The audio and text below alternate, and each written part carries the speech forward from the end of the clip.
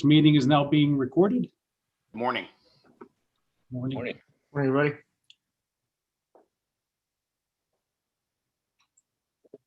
Again, this meeting is now being recorded. Good morning. For the record, my name is Dr. Louis Algaze, and I serve as President and CEO of the Florida Virtual School.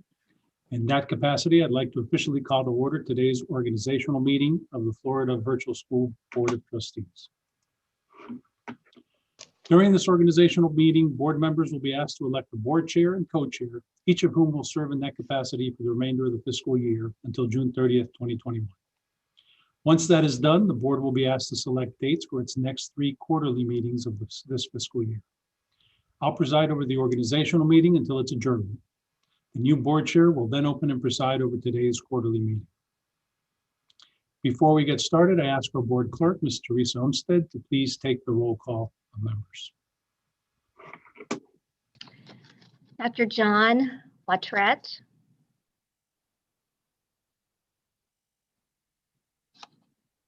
You may be muted, Dr. Watret.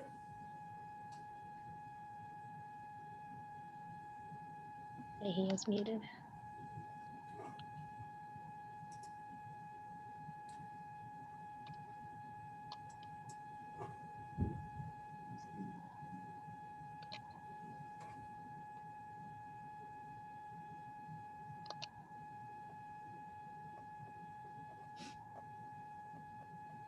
We continue with the roll call and come back. Miss Linda Ryder, Present. Mr. Edward Pasquale, Present. Mr. Robert Cornarins, Present. Dr. John Watret,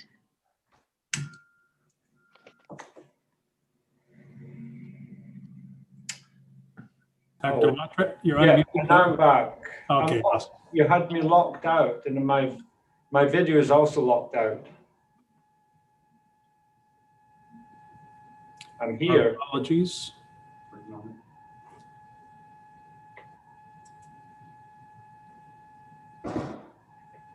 yeah, we're working on it. Okay, but I'm here, listening to it, trying to respond several times. Okay, we can hear you great now. We'll work on getting that video on. Okay. All right, thank you, Madam Clerk. Before the board goes about the election of a chair and co-chair, I'd like to respectfully request that each of our board members reintroduce themselves and provide a brief picture of their backgrounds. We will then proceed with the elections. We'll start with board member Cornarins. Yeah, good morning, everybody. My name is Rob Cornarins, businessman. I own a statewide commercial roofing company, commercial solar company. Been involved with several elementary school reading, tutor made, high school solar car racing. Passionate about the environment and on the board for the Guy Harvey Ocean Foundation. And we are rolling out the Guy Harvey Virtual Marine Science as we speak. Thank you, sir. Board member Pasquale. Thank you. I am the CEO of Tripp Scott Law Firm in Fort Lauderdale. I'm a commercial litigator by trade. I have over time become involved in a large way with school choice issues nationwide. Also been involved with high-level commercial litigation and some election and political work. That's really it. And I'm pretty honored to be a part of this board. I think the opportunities are endless. Thank you, Dr. A. Thank you, sir. Board member Ryder. Good morning, everyone. I'm Linda Ryder. I've been a deaf, hard of hearing itinerant teacher for over 35 years. I've been involved in Workforce Florida Board of Directors and with the superintendent's panel for students with disabilities. So my forte is actually special ed and deaf, hard of hearing. And that's what I've kind of been working on my entire career. And on a personal note, I just want to say that I too am very happy to be here and feel like we can all make a big difference. I got into deafness because my younger sister was born deaf.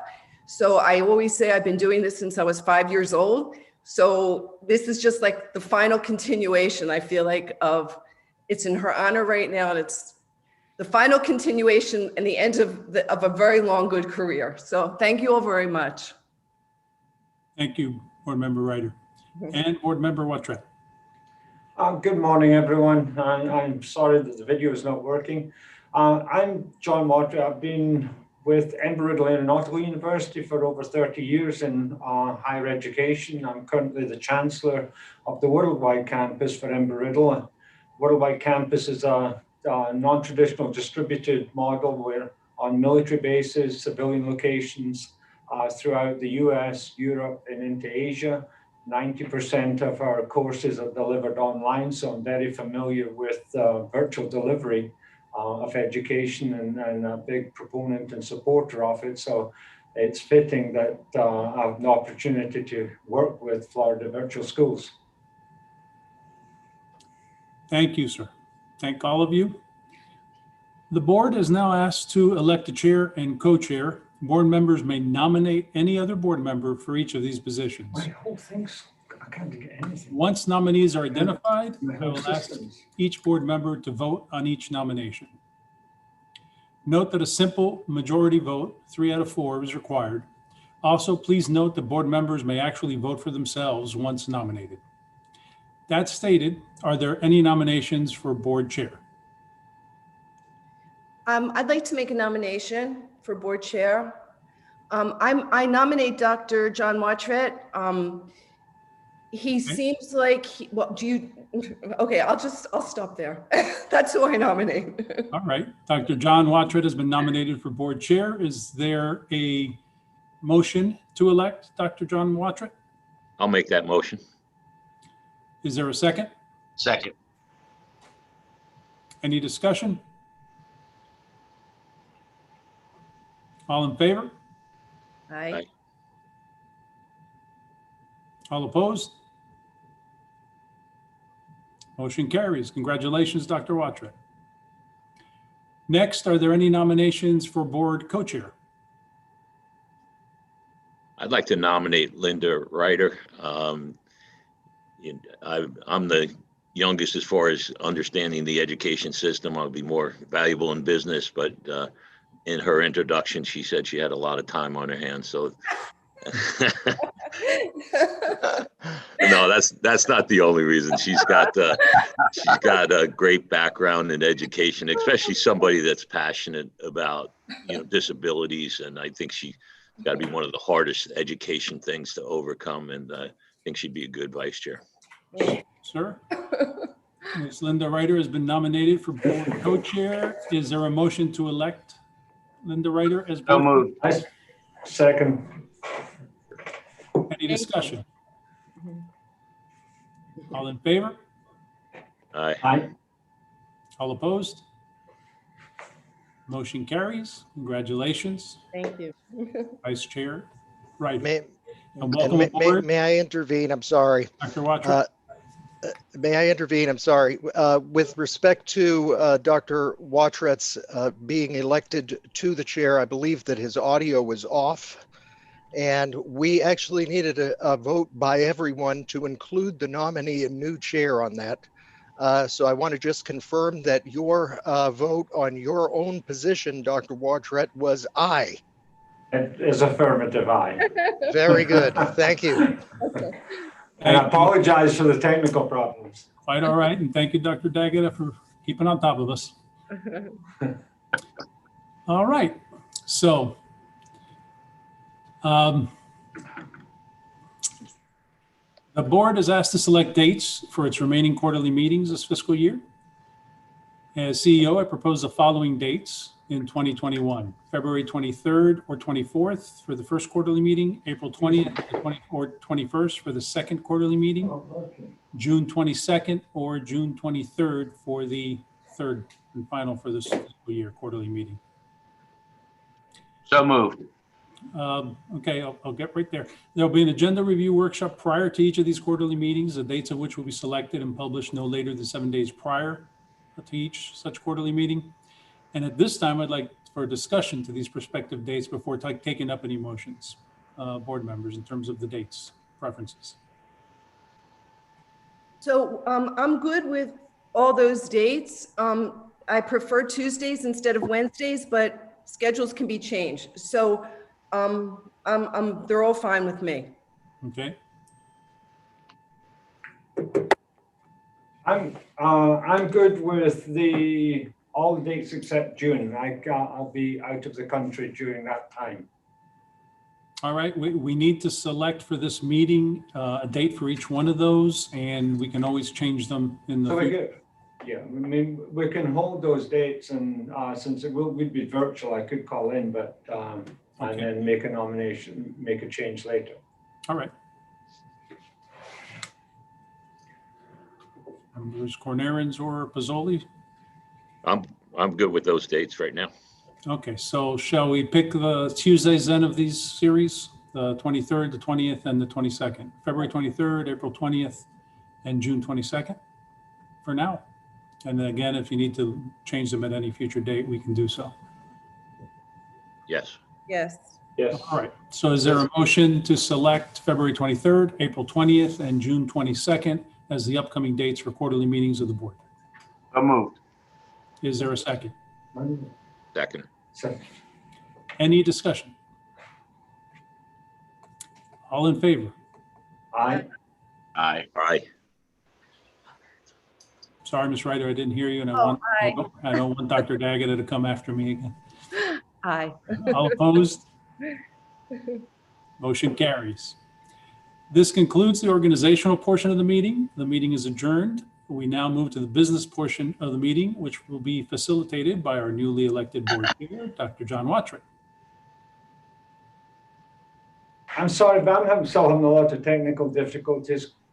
I can't move things around. So can we halt until I get this done? Sure, we can pause a few seconds. Yeah, Sure. pause a few seconds. All right. I need to get this. So if we can mute ourselves so that we make sure we're not conducting any business.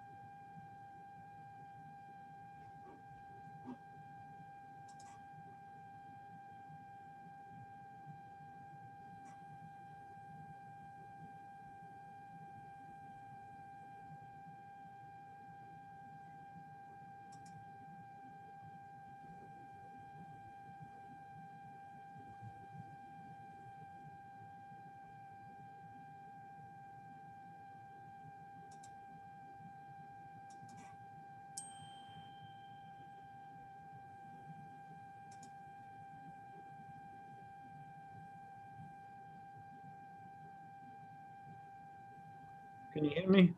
Yes, sir. Okay, I'm on the laptop at the moment while they're working to get the rest of the system working. So I apologize. No need. We can resume.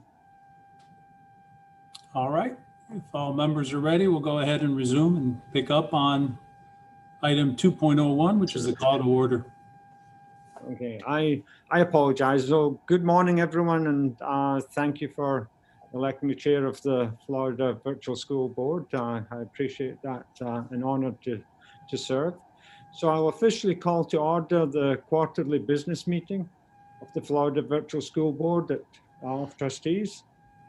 As an initial note, I want to thank the fellow board members, Dr. Luis Alguez and his leadership team for the hard work and preparation you have already put into today's meeting. And I know a lot of work goes in behind the scenes to make this happen.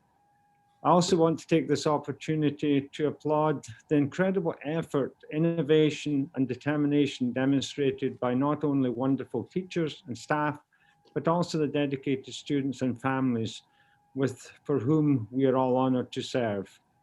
It's a great organization. With that stated, let's proceed to our meeting. First, we will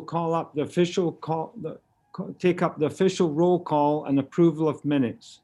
Madam Clerk, will you please call the roll? Sure. Dr. John Watrett, Present. Miss Linda Ryder, Sorry, present. Mr. Edward Paswally, Present. Mr. Robert Cornarens, Present. Thank you. Turning to the minutes from the board's November 10th, 2020 agenda review workshop, is there a motion to adopt the recommendation and approve the minutes? I'll make the recommendation. We approve the minutes. Thank you. Any discussion? All in favor? Aye. Aye. Aye. Aye. Any opposed? Hearing none, the motion carries. Thank you much. Next, the board will take up public comment at this time. Before we begin, I would ask speakers to observe the following ground rules. Public comments must be pertinent to board agenda items. Each speaker is limited to a 2-minute comment period. Speakers must state their first and last name for the record before delivering their comments. Further, speakers should note that this meeting, including the public comment period, is being recorded. Thank you. Operator, are there any members of the public who have called in and wish to speak to the board?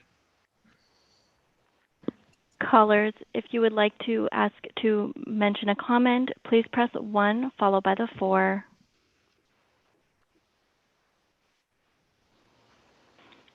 At this time, there are no comments. Thank you. So this concludes the public comment period. We next turn to agenda item 4.01, CEO reports, comments and presentations. Dr. Alguez, the floor is yours. Thank you, Board Chair Watrett. We will be sharing with you our legislative priorities as well as an update on our partnership with the Guy Harvey Foundation. I'd like to introduce Mike Miller, Chief External Affairs Officer, to review our legislative priorities.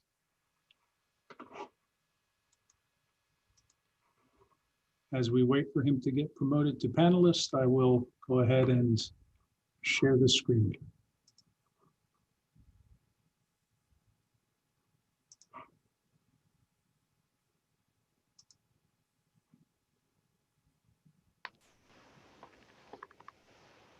Well, congratulations, Chairman and Vice Chairman, and thank you for agreeing to be leadership on our board. Thank you, Dr. Alguez, for putting up the priorities.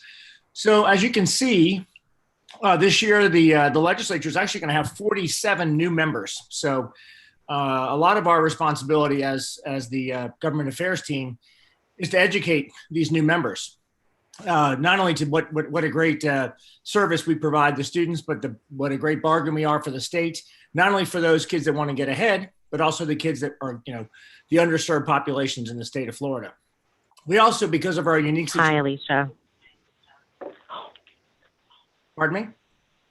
That's the operator. You need to mute yourself, please.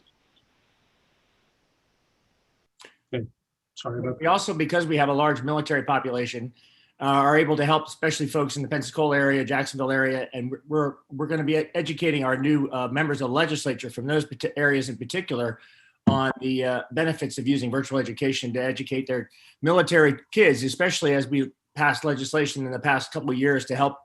Even if kids are leaving our state, we can still, if they're domiciled in Florida, use our virtual school for their education.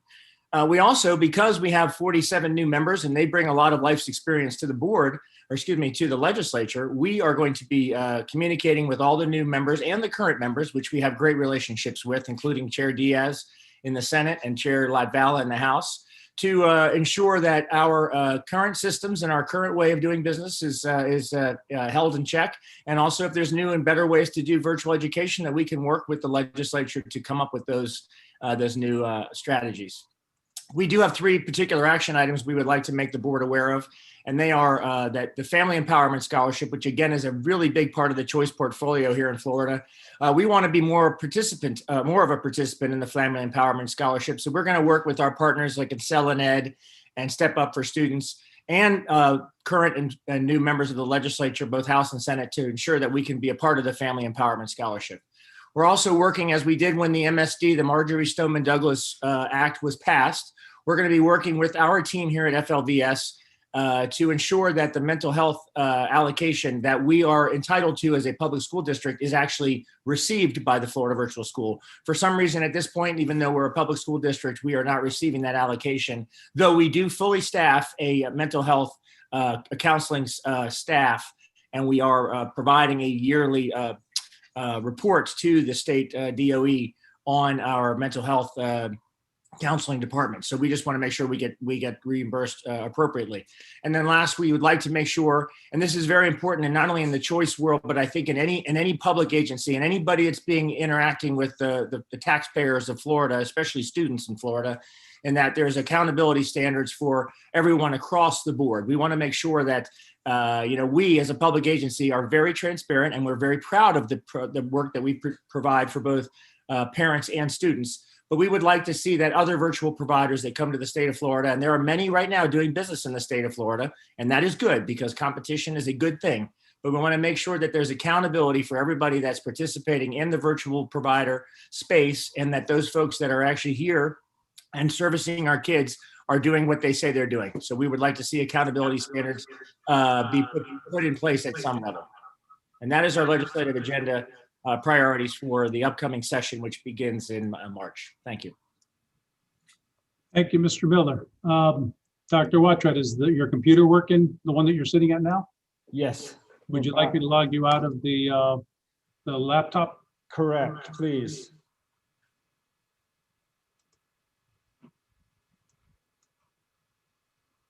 All right.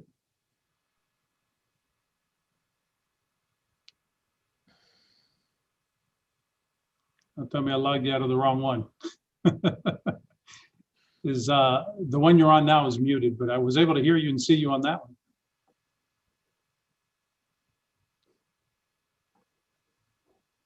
This one's muted.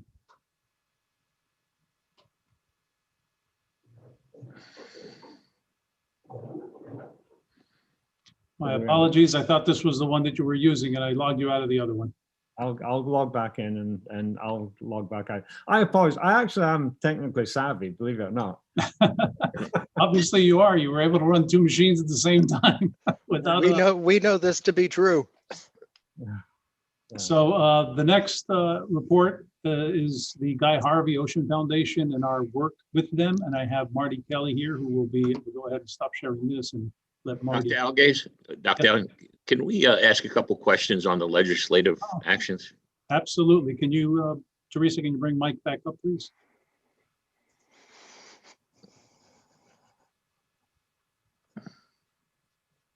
If we can get that slide back up, if. Sure.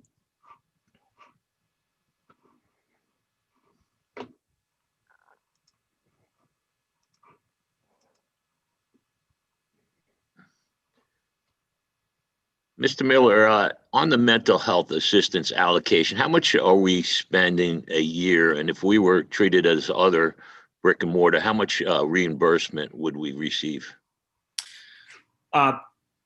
I believe we spend almost $600,000 a year for our mental health staffing. So we would be entitled to receive what exactly that number is. I believe it's close to $600,000. And I can hear you. I just can't. I'm not on video for whatever reason. That's fine. And then on the accountability standards, what standards would you like other competitors to report? Well, that's a great question, and that is something that I think not only working with the other virtual providers, but I think that's really a conversation that happens every legislative session in the choice space that we're in, and that is, how do we measure apples to apples? We obviously, as I said in my previous conversation, we provide all of our metrics, everything we do, from assessments, from our end of course exams, all the state required exams, all the APs, everything else. We provide all that as a lot of the virtual providers do too. But I would just like to see that have a uniform system where we provide all of our assessments, all of our end of course exams, all of our grading and scoring, and the metrics are involved around the cost involved per unit. What we provide to the student, and what another virtual provider may provide for the student. What is the cost differential there? So I'd like to see, amongst other things, I think those would be probably the most important. Great. Thank you for that. Thank you, Mike. All right, so as I was saying, I have Marty Kelly here, who will be giving us an update on the Guy Harvey Ocean Foundation partnership.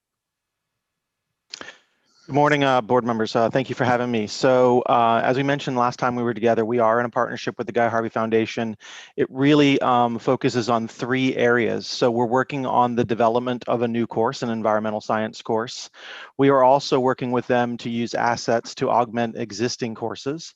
And then third, we're also working with the Guy Harvey Foundation along with the Florida Department of Education related to STEAM activities to be used in a blended environment across the state. So those are the 3 areas kind of focus that we've been working with the Guy Harvey Foundation on.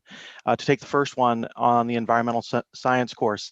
So it's been a great partnership thus far. They're really been willing to share assets. They have been a part of the development process from the beginning. So they have been in our planning phases of that. Then now they're continuing along with storyboarding. So as we go through each module and lay out what it's going to look like, they have someone that has been participating in that effort, sharing ideas, also sharing what assets they could contribute to the overall effort. So that comes from, images that they have, pictures they've taken, video footage that they've created, also just different interviews with people along the way. So it's been, also their marine life, the marine sciences data that they've gathered in some of their environments is also stuff that they've put available to us, and then educational articles from their magazines as well, So those are all things that they're kind of looking for, places that can be really helpful to students. And I think that's what makes this a great partnership with the Guy Harvey Foundation. Their focus is really on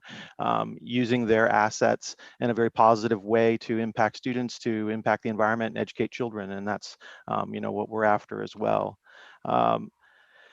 I think also they're willing to adjust or edit those assets as well. They're trying to make sure that they fit into the course that we're creating. So it's not just, forcing a square peg into a round hole. So they make adjustments, they're making edits to those materials as well. And then they're also willing to add in some things around careers, which is a big focus of ours. So they're gonna, the plan is to film Jessica Harvey at work, and so that she can be a part of, the focus on what we do and what kind of jobs are available. So that can also be included in the course.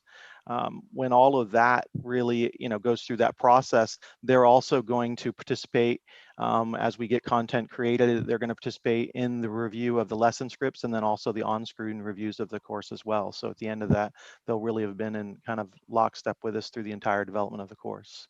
Any questions about that aspect? I would like to contribute more whenever it's appropriate, but I'll wait till you're finished if you're. Sure. And then we've already met with them about augmenting existing courses. So we have some courses that were already in place. So we're looking at a marine science course when we start our ACE marine science development in a few months. Then biology, middle school's computer science 1 and 2. We've met with them as well, and they've already started collating assets that they think can contribute to those courses as well. So we periodically redevelopment or adjust courses, and when those courses come up for any adjustments, those assets will be looked at and seen how they can be included in the courses. And again, same type of assets, images that they have, video footage, data, education articles. So those are also things that we'll be adding into those courses. So it'll basically impact much of our science suite, which is quite exciting. I think it's high interest material. I think it's very, career oriented in some ways as well. So I think it'll be a big benefit to our courses. And then the last part, and this is really a partnership between the Guy Harvey Foundation and the Florida Department of Education, wanting to make sure that they give back to the state. So we're working with them as well on the creation of STEAM activities that can be used in a blended learning environment for teachers across the state. So we're participating in that effort. We'll create lessons along with the Guy Harvey Foundation and other educators. Those will be posted up for students to use across the state, really focusing on high interest topics and biodiversity, marine biodiversity and conservation, looking at things like the lionfish, invasive species, different things like that. So those are to be topics that are tackled and then content created and then provided to the state free of charge. So it's been a great effort to work with them. As advertised, they're definitely wanting to, impact students around the state and in the world in a positive way, and they're willing to participate and give us things to help us do that. So. Well, that sounds very interesting. Is there a timeline for those courses, the content to be implemented and added to the current courses? The environmental science course does have a timeline because it's being actively worked on now. So that course will be probably, I would say, early summer is its scheduled time. It'll definitely be ready for the fall of the coming year. The marine science, the ACE marine science course will also kick off and be on a similar timeline. That's a course we'll offer in the fall of next year. The other courses, they will just be, any assets we added to a marine biology course or a biology course, those will just happen kind of organically as we touch a lesson and we see that we're making adjustments to that lesson. We'll add whatever assets are available, and it, like I said, it just happens kind of organically. It won't be a big overhaul of the course. It'll be more of an addition where appropriate, kind of augmenting the current content. Excellent. Robert, you had comments? Yeah, so just not everybody knows who Dr. Harvey is. He's a famous artist as well as a researcher. Like I stated, I'm on his Guy Harvey Oceanographic Foundation. I've been involved with the Guy Harvey Research Institute located at NSU's Oceanographic Center over there here in Fort Lauderdale by the inlet. And they're doing some really good research work. Dr. Harvey has over 20 years of underwater video that he's combining with a company called Oceans First. They have 150 hours already created that we have an agreement with them to share that and put Dr. Harvey's on top of that. So this is a very big thing and it's ready to go. We're actually rolling it out in Broward County here in the next 30 days. We're working on certifying teachers so they can they train to what the material is. Most recently, we hooked up with Ron Bergeron, and we're doing sawgrass to seagrass. And the education part is going to teach students how the Everglades affects the ocean. So all that water comes off the Everglades, and if there's chemicals and going into the ocean, it's dangerous. So the amount of material we already have created and we're rolling it out is very exciting times. So we also have an agreement with Discovery Education, which is a spinoff of Discovery Channel, which is worldwide, over 40 million students and 10 million teachers. So exciting times, and I think it's going to be a differentiator for Florida virtual schools. Excellent. Any other comments from the board? No, you're none. All right. Thank you. Thank you, Thank you. Marty Kelly. Appreciate that presentation. And now turn it back over to you, Board Chair Watrick. Any additional comments on any of these proposals from the board members? Any questions for Dr. Alguez? All right, hearing none. Thank you, Dr. Alguez. Next, we'll turn to the consent agenda, items 5.01 through 6.07. So please note that consent agenda items may be moved to the discussion agenda at the request of any board member or Dr. Alguez. Are there any such requests at this time? Hearing none, we will now move to the consent agenda items. Again, Dr. Alguez, the floor is yours. Thank you, Chair. Due to an increased enrollment largely attributable to the COVID-19 pandemic, it was necessary to substantially improve upon and expand the operational, technological, and systemic capacities of Florida Virtual School while ensuring quality control and unprecedented levels of access to FLVS content and services. In turn, FLVS leadership found it necessary to broaden and/or increase the level of services and associated costs of various contracts vital to FLVS functionality. The table that I will share here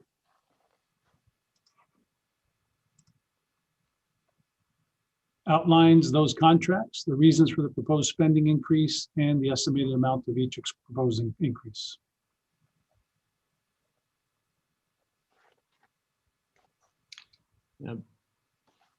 Board members, we've hopefully everyone's reviewed them. Are there any questions?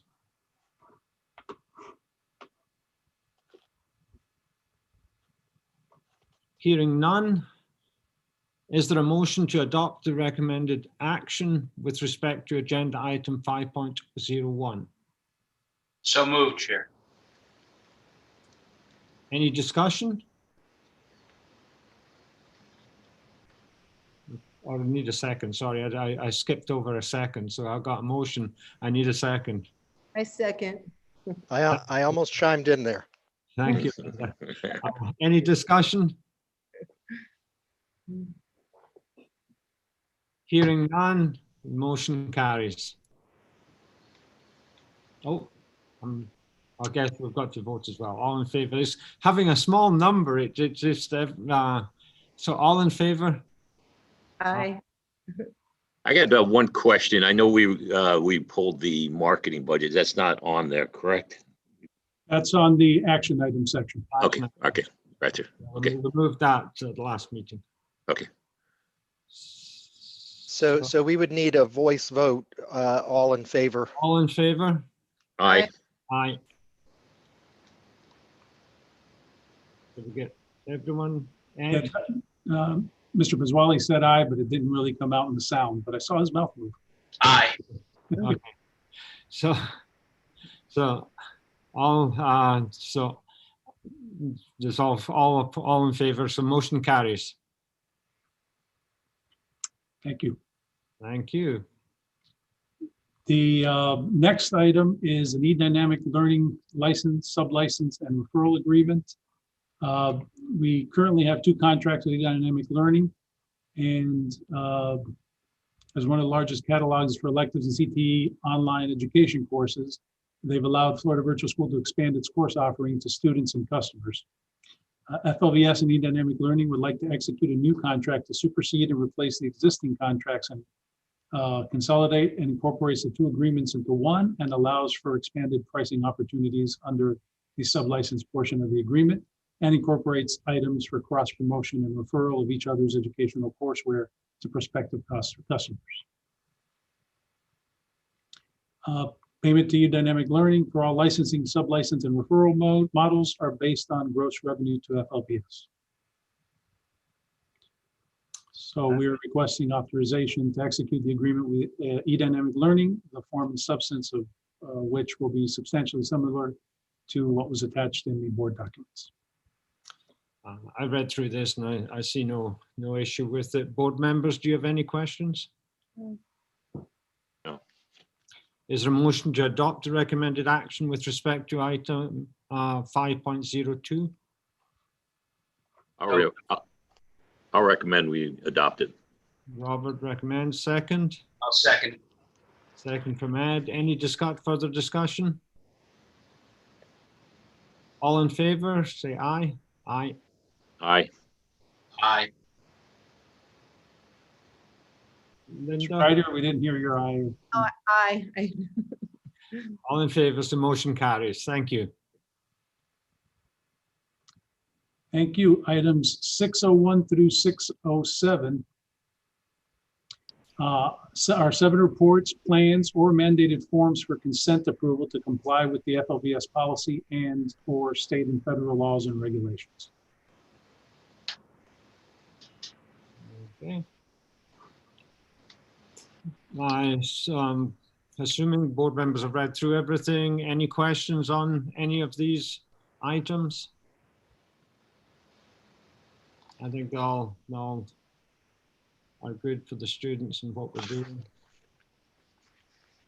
So is there a motion to adopt the recommended actions noted in the agenda with respect to consent agenda items 6.01 through 6.07? I'll make the motion to adopt. Thank you, Linda. Do we have a second? I'll second.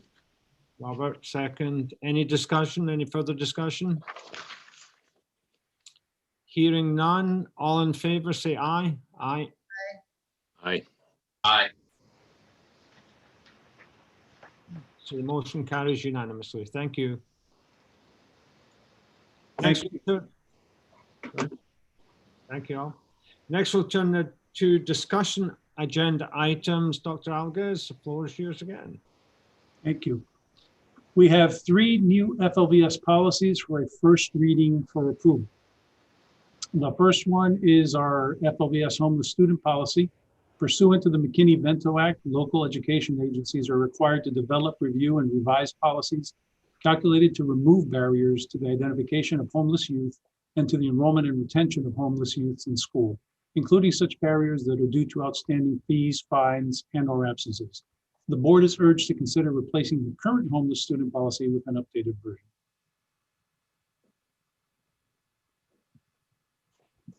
So, board members, any questions on this? This is it's good for everyone, this policy.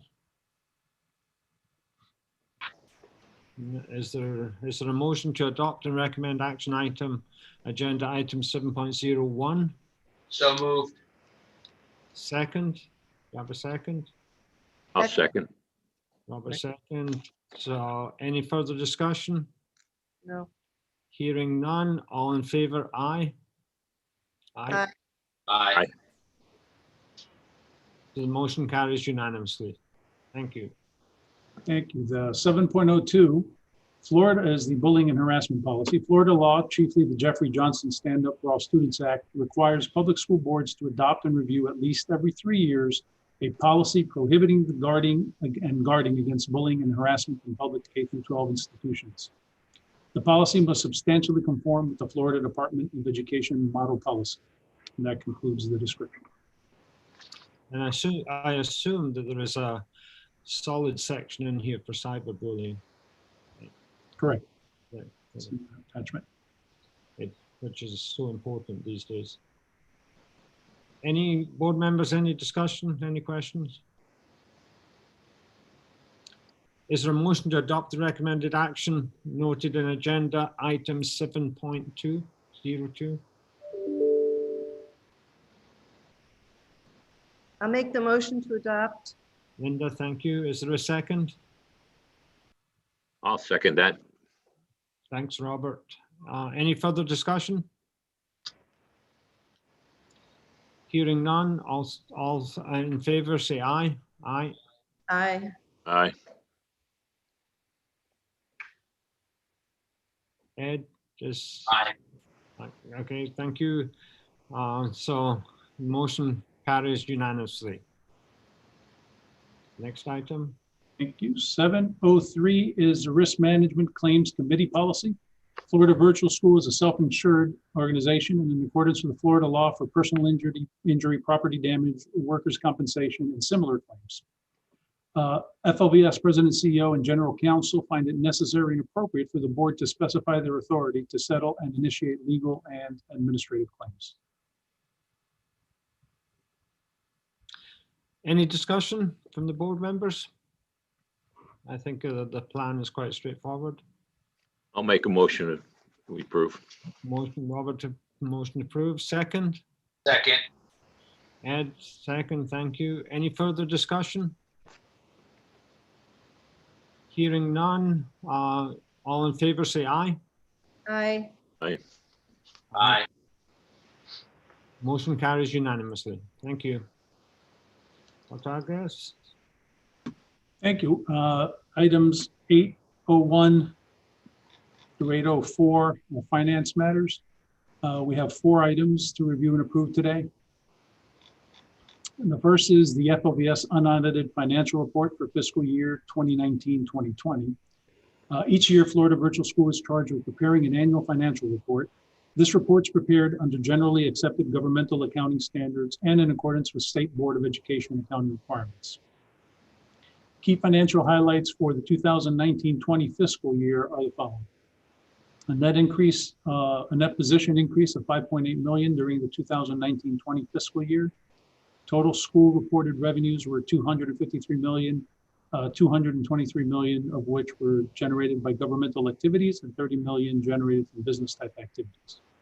Schools governmental funds reported an ending fund balance of 95 million, and total general fund unassigned fund balance at June 30th, 2020 was $82,625,901, or 37% of the general fund revenues. As a rule, FLVS plans to reserve 15% of operating revenues, which is higher than most governmental agencies. However, since FLVS is a choice school paid only on successful completions and is not authorized to borrow funds, the school must protect itself from rapid increases or decreases in enrollment, as well as to have funds to continually develop and update courses. In accordance with Florida Statute 1002.37, the financial statements will be audited by an outside accounting firm, Moore, Stevens and Lovelace, beginning October 2020. They're already reviewing our financials to give us the final audited version of these plans. And that concludes this item. And I've read through that's a clean audit, and I understand previous audits have always come back well as well. So a credit to the team that works on that. So any questions from the board members? Chair, Dr. A, is this really just we're moving to accept this information as opposed to recommending some action on it? Correct. We're just moving to approve the acceptance of the report. Okay. I'd like to add to Dr. Watrat's comment about the audited. I received 5 years and reviewed the auditor's recommendations, comments at the end, and very, very clean and excellent audited reports. Congratulations to the team for that record. Thank you. We do have an exceptional finance team. Is there a motion to adopt the recommended action noted in agenda item 8.01? I would move to accept the unaudited financial report for fiscal year 2019 and 20. I'll second that. And Rob, a second was Robert. Any further discussion on the unedited? All in favor say aye. Aye. Aye. Aye. Motion carries unanimously. Dr. Argyles? Thank you. Item 8.02 is the 2020-2021 FLVS budget. This consists of operating funds budgeted of 387.3 million, special revenue of 2.8 million, internal service funds of 78.8 million, and enterprise funds 63.7 million. Revenues are estimated to grow significantly over prior year due to unprecedented completion projections. A substantial portion of the 2021 budgeted expenditures are a result of recommendations based upon strategic plan initiatives, as well as the governor's mandate to increase the minimum salary for teachers. Other items include related to additional personnel due to enrollment increases, legislative cost increases, a planned 4% salary increase, and costs related to legal compliance. Highlights of the proposed final budget are included in page 2 and 3 of the attachment, as well as the FLVS financial histories on pages 4 through 7.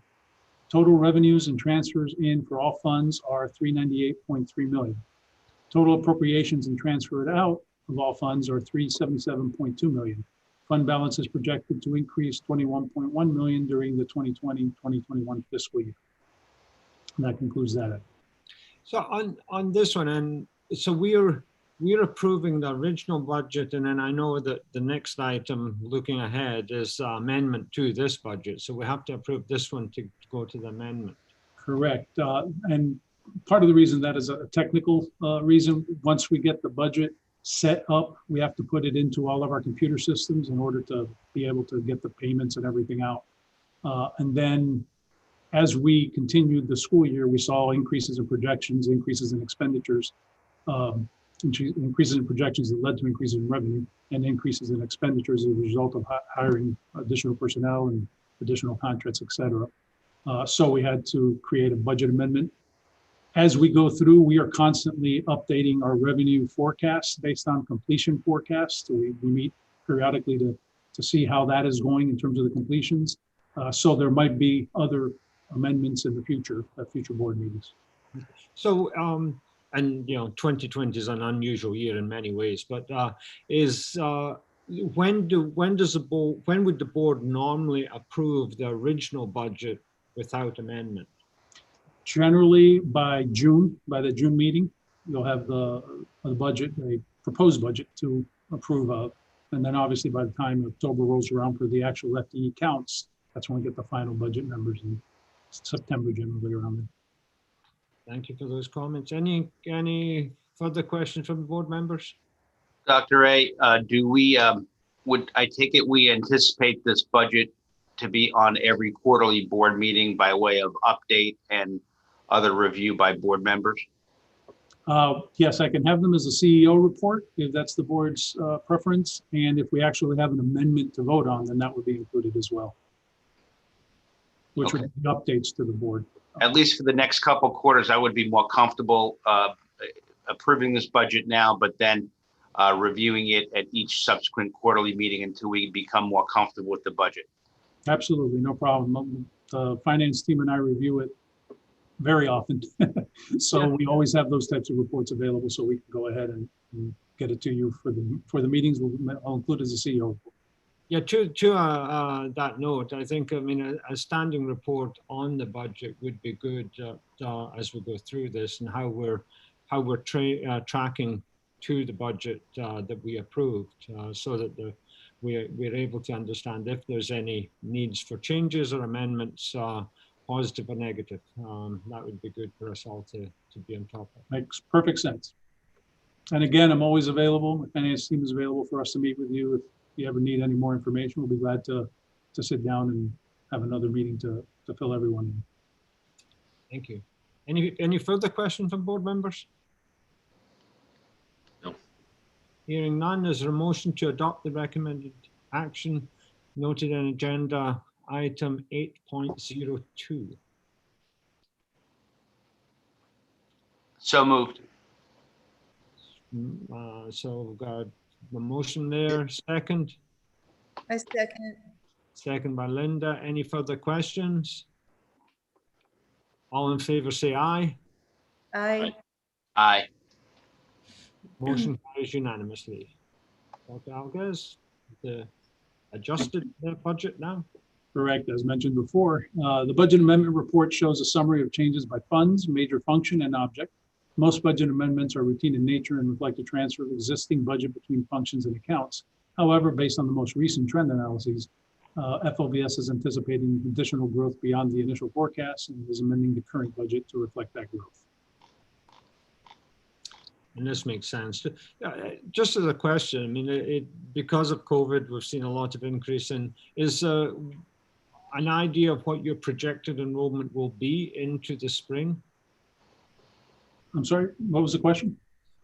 Your projected enrollment. So we're amending the budget because it's going to be increased enrollment. What kind of factor do you see that enrollment increasing by? Yeah, so we're predicting, for example, in our flex, around 500,000 completions, which is, individual courses being completed, which obviously generates the additional revenue, which is quite a bit. I think we were 400 and something last year, so it's a substantial amount of completions compared to the prior year. Okay, thank you. Any further questions from board members? Hearing none, do I have a motion to adopt the recommended action noted in agenda item 8.03? I'll make the motion. Robert, motion. Second, I'll second. Linda seconds. Any further questions? All in favor say aye. Aye. Aye. Motion carries unanimously. Dr. Algas? The next item, FOVS, unlike any other school district in Florida, has more 12-month teachers, roughly 1,900 of them, than 10-month teachers, about 460 of them. Even though the law does not distinguish between 10 and 12-month classroom teachers in terms of this increased allocation, council found that administrative law interpreted the statutory definitions of a classroom teacher to be 10-month. Therefore, FOVS had to, one, focus on raising the minimum salary for a 10-month classroom teacher to $47.5 thousand. Two, use the remainder of the allocation to provide a 4% increase to all other classroom and non-classroom teachers. However, there was still an inequitable situation with respect to the 12-month classroom teachers, as well as 10-month and 12-month non-classroom teachers. The situation was resolved by using other FEFP operational funds, and FLVS applied the three-tiered approach in order to meet this mandate and to provide internal equity. That concludes that item. And it's one of these things we have to comply with the legislation and move up. And I think the plan that you put in place certainly addresses that. We will keep a note of that going forward with into the future years as the recurring costs associated with this. But I've got no further comments. Any comments from the board? I have a comment about this. Is from the classroom teacher. Looking at it from that, I applaud you on your the equity that you try to achieve through 10 and 12 month and the 4%. It's usually unheard of to get a 4% salary increase for teachers. People don't realize that. So I applaud this, and I'm really happy to see this. And I think that this probably brings up teacher morale in your system, probably a lot more than many districts in Florida. So I'm all for this. Thank you. I concur with board member Linda's comments as well. I as well. I'm good. So is there a motion to adopt the recommended action noted by agenda item 8.04? I definitely, I make that motion. Linda makes a motion. A second? Second. Ed seconds. Any further discussion? Hearing none. All in favor say aye. Aye. Aye. Aye. Motion carries unanimously. Thank you. Thank you. Algas? All right, so that concludes the items for finance. The next is a contract item. On November 14th, 2017, the board approved a request for proposal and awarded a contract for marketing and creative services to Fry, Hammond and Barr. The services awarded include campaign planning, media negotiations and buying, media placement, development of advertising creative for campaign initiatives, evaluation of return on investment of advertising, and other related services as required by FOVS to align with the organizational goals.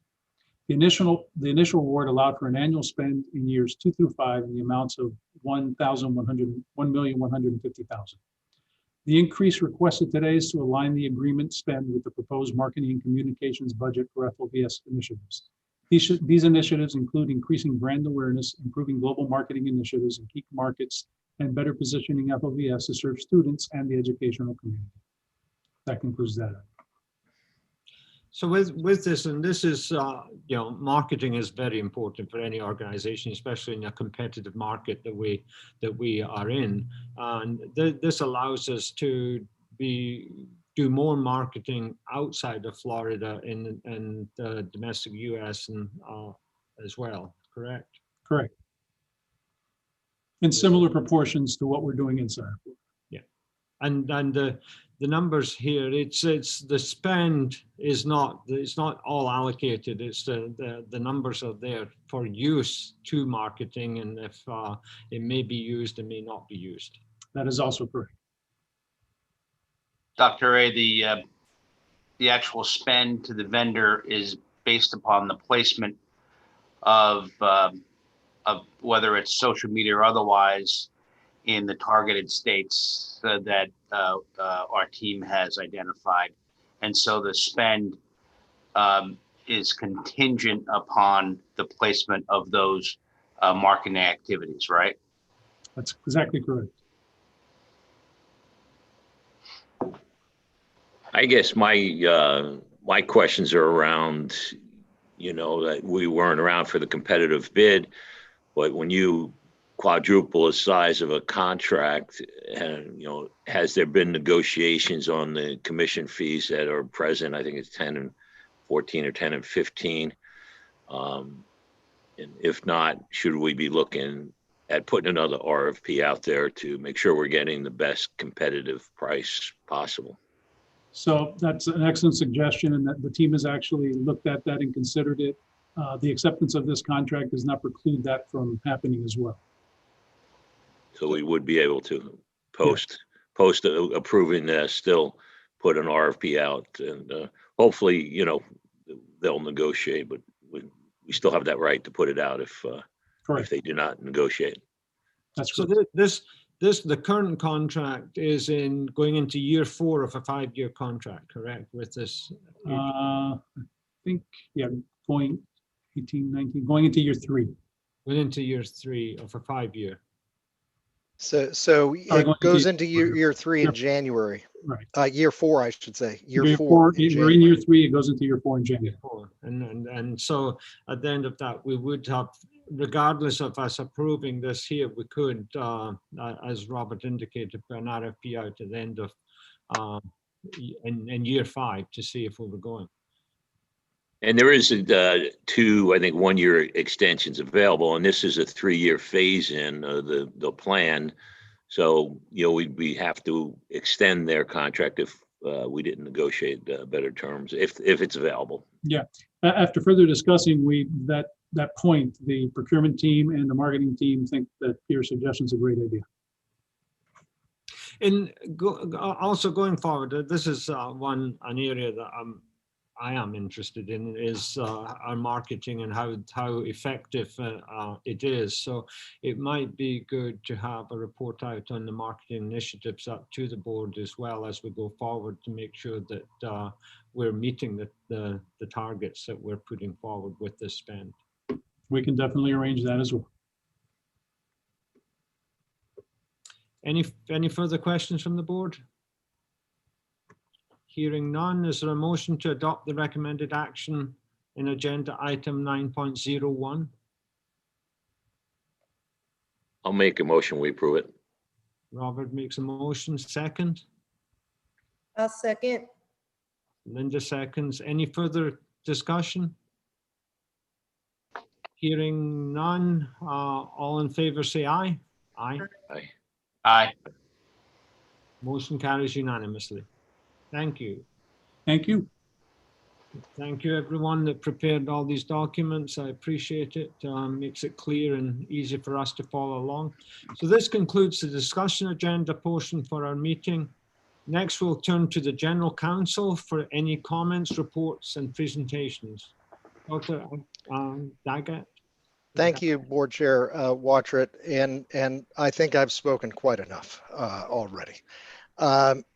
Really, I just want to thank everyone for diving, headlong into all of this content. Having come on board, it's hard to believe, a little over a month ago. It's a lot of content to dive into, and I've always said of a board attorney, if the board attorney speaks little or nothing during a business meeting, then he or she has done their work. Okay, so really, I applaud everyone for that, and I have no further commentary. The only other thing is, and I did want to note for the public's benefit, I've been in school law for quite some time, and just public education for quite some time. And this is a very unique agency and an asset to all of Florida, to all the kids and the parents that are here, K-12. And it is a choice where we exist to enhance the choices of those within the state of Florida to the best educational opportunities that they can possibly have, no matter where they're at, whether they're a full-time student of ours or whether they just come here for a course or two to enhance their educational goals, or to, a lot of kids go to schools where the course that they want to take isn't being offered there. And so we provide all of those opportunities for the state of Florida. And this leadership team, this new board, is totally keyed in to this and to the asset that this really ought to be to the whole state of Florida. I did want to mention also, for the public's benefit, we just talked about marketing. And that's kind of interesting. It's a bit of an oddity, perhaps, from agency to agency. But one of the most important things that has been part of the statutory duties of this board is to, quote unquote, aggressively seek avenues to generate revenue to self-sustain. This organization is an intellectual property development, courseware development entity, and is expert at it. And this entire team, and I would say that this entire board is keyed in on the opportunities abounding and to self-sustain, where someday perhaps we, as an organization that serves solely, really, we look out for our kids here in Florida, and to do so without a dime of tax money would be a wonderful thing. That's part of the deal here. The legislature saw it fit years and years ago to keep this in the enabling statute of Florida Virtual to do this. And right now we're seeing it, some would argue, for the first time. We're seeking to make good on those statutory obligations. I just wanted to put that out there for the benefit of the public. And then finally, with respect to a workshop ahead, one of the various projects before this board is to take a good look at the policies and bylaws of this organization. What I would like to do, and I think that we've talked on a little bit at perhaps the workshop, the last workshop, the orientation workshop that we had all had, is to establish a workshop just for your bylaws, the board's bylaws. And I think that we're looking to do that on the 15th or 16th of December. I'm just noting that for the record. Of course, we're going to put out a notice no fewer than 7 days out from that workshop. The public will be put on notice. And I just wanted to thank everyone for all the hard work today. Thank you, Dr. DeGata. And then to your point, I think it would be good for maybe a workshop as well sometime for all of us, the board members, to see what it takes to develop an online course, and in terms of the instructional design, the development, and subject matter that goes into it. Because I know to get when you talk about online education, and especially over the last few months with COVID, pivoting from a face-to-face to a remote delivery of a course is not really online education. Online education is really a very structured, designed course in the template, and I know the LMS template that we have for Florida Virtual School is excellent and easy to navigate through. So it would be good for all the board members to see what goes into doing that. So that might be something as an agenda item at a later stage. I would totally enjoy that, and being not from the education field, I would appreciate that. And we'd love to prepare that for you. Teresa, please make sure that we get that in the notes so we can get that prepared for the future. Any other comments for Dr. Agata's comments? Hearing none, now we'll turn CEO for the closing remarks. Dr. Algaz. Thank you. Just want to mention once again how thrilled we are to have you here. I think the governor has done an amazing job with the appointment of the four of you. Obviously, there are three eventually that are going to join you four, and you all will be setting the foundation for them for once they join you. I have to echo David's remarks about how incredible you all are in terms of picking up all of this material in such a short amount of time. We did want to make sure we didn't overwhelm you and brought information to you little by little, and you've picked it up immediately. You're like old pros already in a month, a little bit over a month. And all those things that you just mentioned, Dr. Watchett, are some of the additional things that we would like to do. What do we do here type of thing, so that you can actually see behind the scenes. We can move the curtain to the side and you can see everything that's going on and have an appreciation for all the moving parts that is Florida Virtual School. So all of your different talents that you all bring to the mix is so welcome. We were blessed to work with the Department of Education. Unfortunately, they were very limited in what they were able to do. You all are the Board of Trustees now, and the Florida Virtual School is entrusted in your hands. And I look so forward to working with all of you to the betterment of this organization and the continued improvement of what we're doing. As I mentioned before, we have an incredible team, incredible faculty, staff, our technology team, our curriculum development team, as you mentioned, our finance team, data analysis, project management. Everything that we have is top notch. As I've gone from STEM to STERN here in the past year, I've seen a lot of really quality personnel and quality programs and things that have been going on, and we are continuing to tweak it. Not due to them, there have been some areas that have been maybe a little bit neglected, and we've been trying to focus on those things and making sure in our strategic plan, which the budget is tied to, that we are going to, we already think we're the best. We're going to make us even better than what we already are, to make sure that we leave everybody else in our rearview mirror as they try to catch up with what we're doing here. And I thank you for your support in doing that.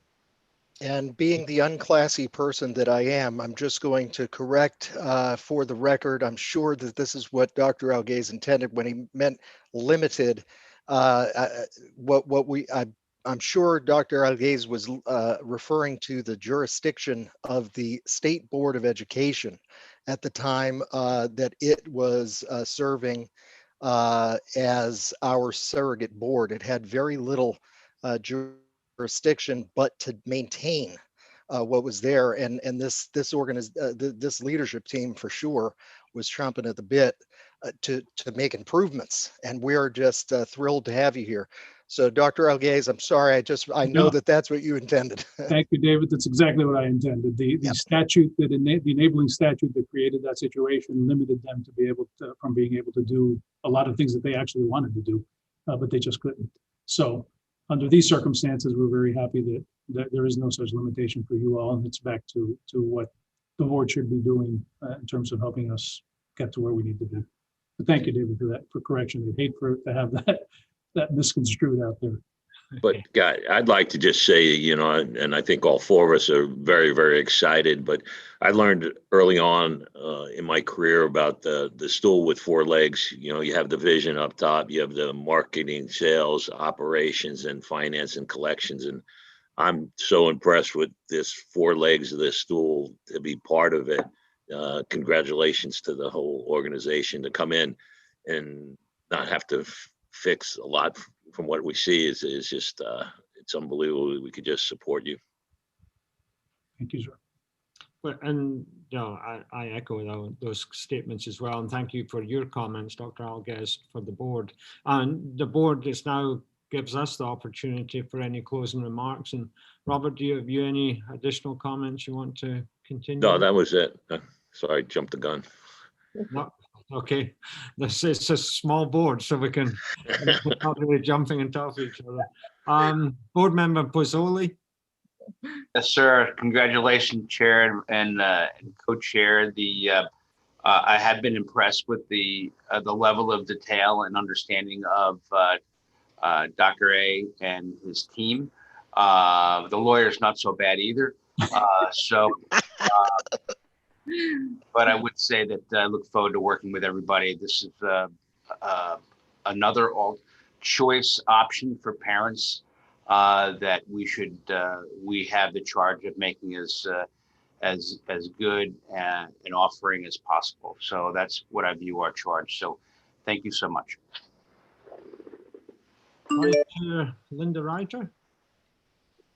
So I also want to thank, I don't want to name names because I know we're going to forget somebody, but this has been so impressive this month, bringing us up to this level in 1 month. And I just want to thank everybody that's been involved in giving us lectures and, you know, showing us information and all the work that you've all put into this and making us feel comfortable. It was such a level of comfort talking to all of you and getting all this information. And I think people need to understand that there's a huge difference between virtual school and what we're doing now in the schools, which is online learning. What I think that's Dr. Watchert, that's what you were talking about before. And this is so impressive. So I'm very excited to be a part of it. And hopefully all of us are gonna have something very interesting to input. But thank you all. And my concluding remarks, I thank you for voting me on as chair, and I look forward to working with my fellow board members and also with the Florida Virtual School team and Dr. Alguez and Dr. Dagata and all the team. And I echo what Linda and all the other board members say, that you have done a phenomenal job in preparing us for this in such a short time. And everything is very clear.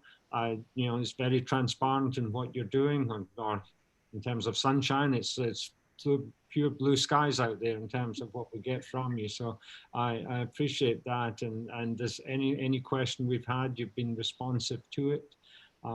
I look forward to education. I've been in education, and especially the online education and virtual education. So I look forward to working with everyone and hopefully add some additional thoughts to the organization as we go forward. And I think, as the four of us at the moment, I think you can see that we've got 4 engaged board members that are here to help and support the organization going through and move into the future. And down the way, we'll get 3 more to make a full board roster of 7 that we can work with to continue that effort. And I also look forward to looking outside of Florida and into the global market as well, because that, nowadays online education, virtual education is part of the mainstream of higher education, or any K through 12 through higher education. Online education is part of that mainstream now, and it's only going to increase in importance in how we do it. And technology continues to advance, and we have to continue to advance with that as we go forward. And that's why I want to let all the board members see what it takes to do that and keep ahead of technology to keep a quality program running, because if you fall behind, it's harder to catch up again. So again, thank you to the whole team and all the support you've been providing us. And I apologize for the technical difficulties I had at the beginning, but hopefully they won't happen again.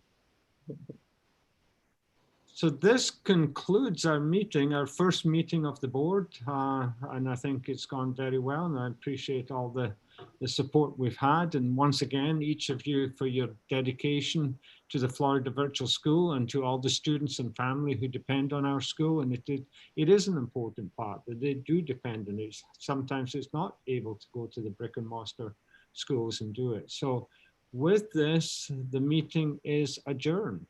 So thank you all very much.